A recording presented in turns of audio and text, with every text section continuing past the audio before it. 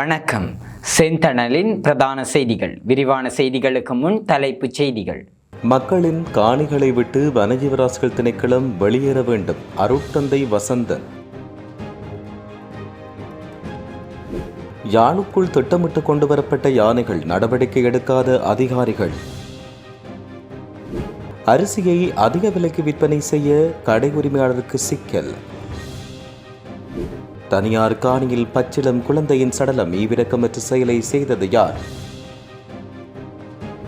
இலங்கை சுகாதார சேவை முடங்கும் அபாயம், GMO எச்சரிக்கை. சுட்டெரிக்கப் போகும் சூரியன், கடும் வெப்ப வானிலை தொடர்பில் எச்சரிக்கை.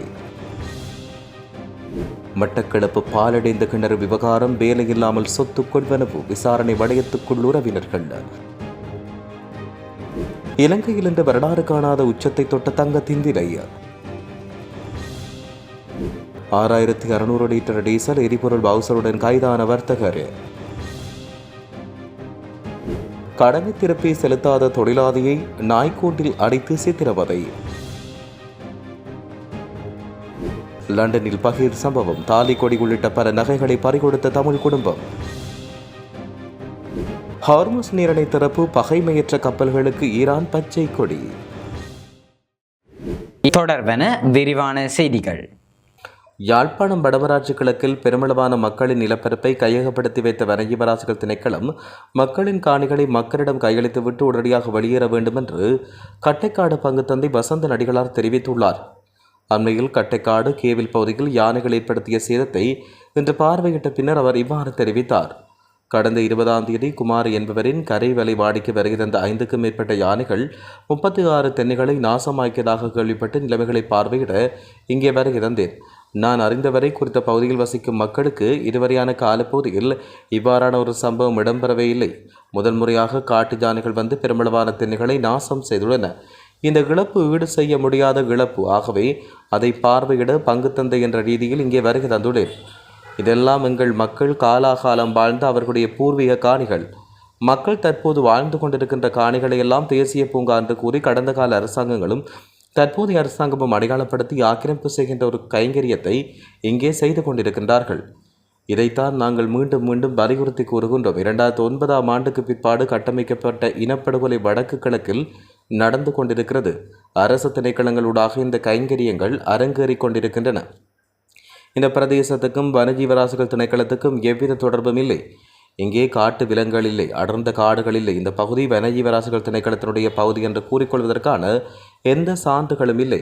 எனவேதான் கிராம மக்களுக்கு எழுகின்ற சந்தேகம் எனக்கும் இருக்கிறது. இந்த பகுதிக்குள் யானைகளை திட்டமிட்டு கொண்டு வந்துவிட்டு இந்த பகுதியில் யானைகள் வசிக்கின்ற இடம் இது தேசிய பூங்கா என்பதை ஊர்ஜிதம் செய்வதற்காக இந்த காரியங்களை இவர்கள் செய்திருக்கக்கூடும்.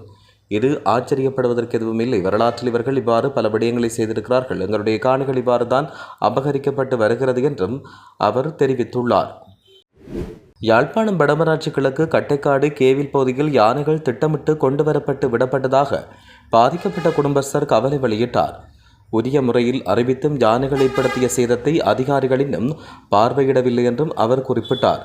யானைகளால் உயிரிழப்புகள் ஏற்படுவதை தவிர்ப்பதற்கு முன்னாயத்தம் செய்ய வேண்டும் என்று குறிப்பிட்ட குடும்பஸ்தர் யானைகளால் அளிக்கப்பட்ட 36 தென்னங்கன்றுகளும் இழப்பீடு வேண்டும் என்று கோரியுள்ளார். சம்பவம் தொடர்பில் தெரிவிக்கையில், ஒரு சில தினங்களுக்கு முன்பு யாழ்ப்பாண வடமராட்சி கிழக்கு கட்டைக்காடு கேவில் கடற்கரைக்கு வருகை தந்த 5க்கும் மேற்பட்ட யானைகள் அங்கு காணப்பட்ட 36க்கும் அதிகமான தென்னைகளை நாசம் செய்துள்ளதாகவும் தெரிவிக்கப்பட்டுள்ளது. சம்பவம் தொடர்பில் உரியவர்களுக்கு தெரிவித்தோம். இதுவரை உரியவர்கள் வந்து பார்வையிடவோ அல்லது நஷ்டஈடு வழங்கவோ இல்லை என்று பாதிக்கப்பட்டவர் தெரிவித்துள்ளார். நிர்ணயிக்கப்பட்டு அதிகபட்ச சில்லறை விலையை விடவும் அதிக விலைக்கு உள்நாட்டு கீரிச்சம்பா அரிசியை விற்பனை செய்த கடை உரிமையாளர் ஒருவருக்கு 1 லட்சம் ரூபாய் அபராதம் விதித்து மகர நீதவான் நீதிமன்றம் உத்தரவிட்டுள்ளது. மகர மேலதிக நீதவான் பண்டார லங்காசிங்க முன்னிலையில் இந்த வழக்கு விசாரணைக்கு எடுத்துக் கொள்ளப்பட்ட போது இந்த தீர்ப்பு வழங்கப்பட்டது. உள்நாட்டு கீரிச்சம்பா அரிசி 1 கிலோவின் கட்டுப்பாட்டு விலை 260 ரூபாவாக இருக்கும் நிலையில் குறித்த வர்த்தகர் அதனை 360 ரூபாவுக்கு விற்பனை செய்துள்ளார். நுகர்வோர் விவகார அதிகார சபையின் புலனாய்வு அதிகாரிகள் நீதிமன்றில் முன்வைத்த ஆதாரங்களின் அடிப்படையில் சட்டத்தை மீறியமைக்காக இந்த அபராதம் விதிக்கப்பட்டுள்ளது. மேகஸ்வேவ பள்ளியகொடையில் அமைந்துள்ள ஒரு தனியார் காணியில் பச்சிளம் குழந்தையின் சடலம் கண்டெடுக்கப்பட்ட சம்பவம் அதிர்ச்சியை ஏற்படுத்தியுள்ளது. மீகஸ்வீவ போலீஸ் நிலையத்துக்கு கிடைத்த ரகசிய தகவலின் அடிப்படையில் சம்பவ இடத்துக்கு விரைந்த போலீசார் பெண் சிசு ஒன்றின் சடலத்தை கண்டெடுத்தனர். முதற்கட்ட விசாரணையின்படி அந்த சடலம் கண்டெடுக்கப்படுவதற்கு சுமார் 2 நாட்களுக்கு முன்னரே அந்த குழந்தை உயிரிழந்திருக்கலாம் என்று சந்தேகிக்கப்படுகிறது. சம்பவ இடத்தில் நீதவான் விசாரணை ஒன்று நடத்தப்பட்டதாக போலீசார் தெரிவித்தனர். விசாரணையை தொடர்ந்து குழந்தையின் மரணத்துக்கான துல்லியமான காரணத்தை கண்டறிவதற்காக சடலத்தின் மீது பிரேத பரிசோதனை நடத்தப்பட்டுள்ளதாக தெரிவிக்கப்பட்டுள்ளது. நாட்டில் நிலவும் எரிபொருள் தட்டுப்பாடு மற்றும் போக்குவரத்து பிரச்சினை காரணமாக இலங்கையின் பொதுச் சுகாதார சேவை பாரிய வீழ்ச்சி எதிர்நோக்கியுள்ள நிலையில் அரசு மருத்துவ அதிகாரிகள் சங்கம் இன்று அவசர கூட்டம் ஒன்றை நடத்தவுள்ளது. இதுகுறித்து ஊடகங்களிடம் கருத்து வெளியிட்ட அரசு மருத்துவ அதிகாரிகள் சங்கத்தின் செயலாளர் மருத்துவர் பிரபாத் சுகததாச பின்வரும் விடயங்களை சுட்டிக்காட்டினார். எரிபொருள் தட்டுப்பாட்டின் காரணமாக மருத்துவர்கள் மற்றும் மருத்துவ பணியாளர்கள் கடமைக்கு சமூகம் அளிப்பதில் சிரமங்களை எதிர்நோக்கி வருகின்றனர். உரிய தீர்வுகள் எட்டப்படாவிட்டால் அடுத்த வாரத்துக்குள் நாட்டின் மருத்துவமனை கட்டமைப்புகள் முழுமையாக முடங்கும் அல்லது கடுமையான பாதிப்புகளை சந்திக்கும் என்று அவர் இதன்பொழுது எச்சரிக்கை விடுத்துள்ளார். நாட்டில் மனித உடலுக்கு பாதிப்பை ஏற்படுத்தும் வகையிலான கடும் வெப்பநிலை எதிர்வரும் ஏப்ரல் மாதம் வரை நீடிக்கும் என வளிமண்டலவியல் திணைக்களம் எச்சரிக்கை விடுத்துள்ளது. இது தொடர்பில் ஊடகங்களுக்கு கருத்து வெளியிட்ட வளிமண்டலவியல் திணைக்களத்தின் பணிப்பாளர் மெரிஸ் மென்றிஸ், சர்வதேச ரீதியில் கடந்த சில ஆண்டுகளில் சராசரி வெப்பநிலை வழமையை விட 1 முதல் 1.5 டிகிரி செல்சியஸ் வரை அதிகரித்துள்ளது. இதுவே தற்போதைய கடுமையான வெப்பநிலைக்கு முக்கிய காரணமாகும்.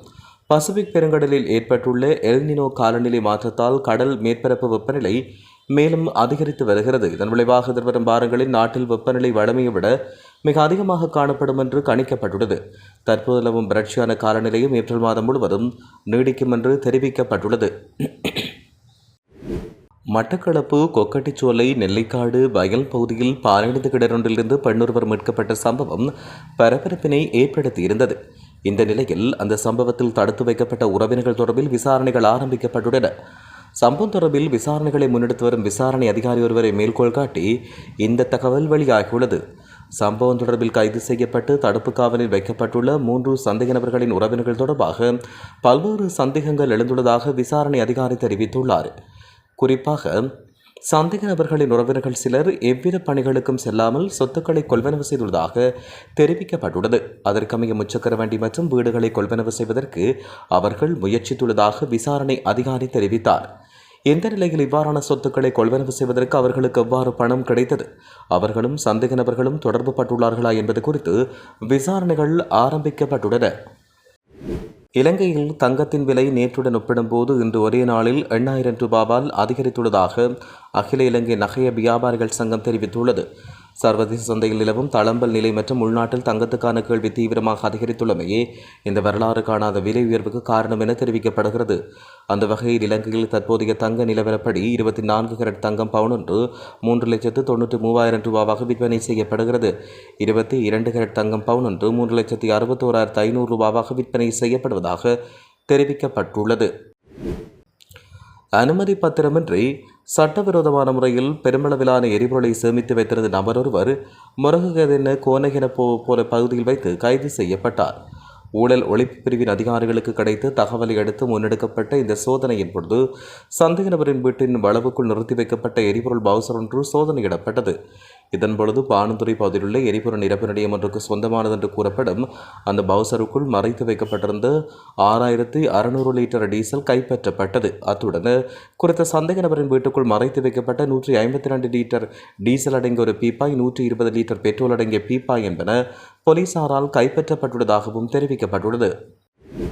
கடனாக பெற்ற பணத்தை திருப்பி செலுத்தவில்லை என்ற காரணத்துக்காக மேசன் தொழிலாளி ஒருவரை கடத்திச் சென்று நாய்க்கூண்டில் அடைத்து வைத்த கும்பலை லுணுவில போலீசார் சுற்றி வளைத்து கைது செய்துள்ளனர். கடந்த 23ஆம் தேதி லுணுவில வெள்ளப்புவ பண்டிருப்புவ பகுதியில் முன்னெடுக்கப்பட்ட விசேட நடவடிக்கையின் போது பாதிக்கப்பட்ட நபர் மீட்கப்பட்டுள்ளார்.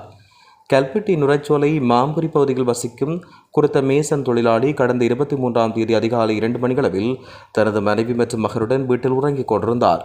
இதன்பொழுது இனம் தெரியாத கும்பல் ஒன்று கதவை தட்டி அவரை பலவந்தமாக வெள்ளென்ற காரில் கடத்தி சென்றது. இதுகுறித்து அவரின் மனைவி நுரைச்சோலை போலீஸ் நிலையத்தில் வழங்கிய முறைப்பாட்டை தொடர்ந்து விசாரணைகள் முடுக்கிவிடப்பட்டன. முதற்கட்ட விசாரணையில் பாதிக்கப்பட்ட நபர் பிரதான சந்தேக நபரிடம் வாங்கிய கடனை திருப்பி செலுத்த தவறியமே இந்த தாக்குதலுக்கு காரணம் என்று தெரிவிக்கப்பட்டுள்ளது. கடனை திருப்பி செலுத்தும் வரை அவரை பண்டிருப்புவ பகுதியில் உள்ள வீடொன்றில் இருந்த நாய்க்கூண்டுக்குள் அடைத்து வைத்து அந்த கும்பல் சித்திரவதை செய்துள்ளது. பல மணி நேரம் உணவு மற்றும் நீரின்றி நாய்க்கூண்டில் அடைக்கப்பட்டிருந்ததால் உடல்நலம் பாதிக்கப்பட்ட அந்த தொழிலாளி தற்போது சிகிச்சைக்காக புத்தளம் வைத்தியசாலையில் அனுமதிக்கப்பட்டுள்ளதாகவும் தெரிவிக்கப்படுகிறது. இனி சர்வதேச செய்திகள். லண்டனில் பட்டப்பகலில் தமிழ் குடும்பம் ஒன்றின் வீட்டுக்குள் புகுந்த கொள்ளையர்கள் பெறுமதியான தங்க நகைகளை திருடி சென்றுள்ள சம்பவம் ஒன்று இடம்பெற்றுள்ளது. புஷி பகுதியில் உள்ள சில்ரன் அவென்யூவில் குடியிருப்பு பகுதியில் கடந்த 18ஆம் தேதி மாலை 4:30 மணி முதல் 4:50 மணிக்கு இடைப்பட்ட குறுகிய காலப்பகுதியில் இந்த சம்பவம் இடம்பெற்றது. வீட்டின் பின்புற கண்ணாடி கதவை உடைத்து உள்ளே நுழைந்த மர்ம நபர்கள் வீடு முழுவதும் தேடுதல் நடத்தி பெறுமதியான நகைகளை திருடிச் சென்றதாக தெரிவிக்கப்பட்டுள்ளது. சம்பவத்தில் தாலிக்கொடி உள்ளிட்ட பல முக்கிய தங்க நகைகள் கொள்ளையடிக்கப்பட்டுள்ளதாகவும் தெரிவிக்கப்பட்டுள்ளது. பல தசாப்தங்களில் இல்லாத மிகப்பெரும் உலகளாவிய எரிசக்தி நெருக்கடி ஏற்படுத்தியுள்ள ஹார்முஸ் நீர்வழி பாதை வழியாக பகமையற்ற கப்பல்கள் பாதுகாப்புடன் கடந்து செல்லலாம் என ஈரான் அதிகாரப்பூர்வமாக அறிவித்துள்ளது. இது தொடர்பில் ஈரான் வெளியுறவு அமைச்சகம் ஐக்கிய நாடுகள் பாதுகாப்பு சபைக்கும் சர்வதேச கடல் அமைப்பு உறுப்பு நாடுகளுக்கும் அனுப்பிய கடிதத்தில் இவ்வாறு தெரிவித்துள்ளது.